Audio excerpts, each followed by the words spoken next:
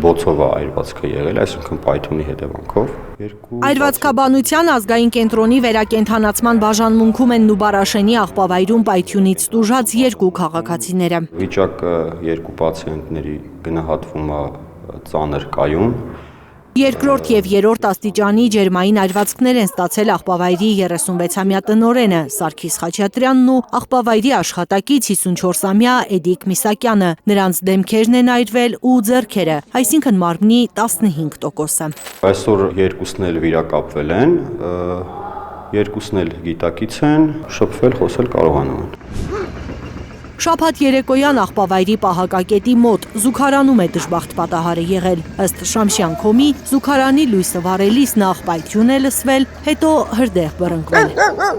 Այսօր աղբավայրի զուգարանի դուռը կնիքված է, տարածքը հսկող աշխատակիցը խոսել չի ուզում։ Միայն ասում է, այսօր առավոտյան է հերթապահության անցել, պայթյունի մասին ոչինչ չգիտի։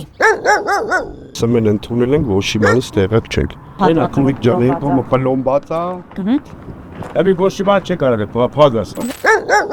Որն է աղբավայրում հերթական պայթյունի պատճառը։ Աշխատակիցները միայն ենթադրություններ են անում։ Գուցե աղբից առաջացած գազի կուտակումից է պայթյունը եղել։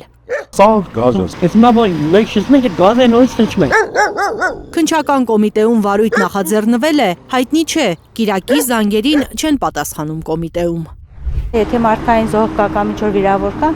վերահսկողության խնդիր է։ Վերահսկողության բացակայությունն է պայթյունի իրական պատճառը, կարծում են որոշ քաղաքացիներ։ Հիշում 1 ամիս առաջ քաղաքապետի մասնակցությամբ գովազդային տեսանյութը, Երևանցիներ մենք գտնվում ենք Նուբարաշենի աղբավայրում, թե Նուբարաշենի աղբավայրում իրավիճակը դարձրել է կառավարելի։ Մենք այստեղ կարողացել ենք իրավիճակը դարձնել կառավարելի, տեղադրել ենք մոտավորապես 45 հենասյուներ,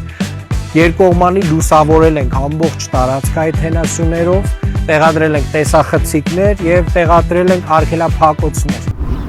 Ցավոք հենասյուները, երկկողմանի լուսավորությունը, տեսախցիկներն ու արգելափակոցները չեն մաքրում օդը կուտակված գազից, չեն կանխում դժբախտ պատահարները, նկատում են քաղաքացիներն ու հարցնում, իսկ ինչ եղավ աղբի գործարանը, որը կառուցելու խոստումը ջանասիրաբար թարմացնում է քաղաքային իշխանությունը։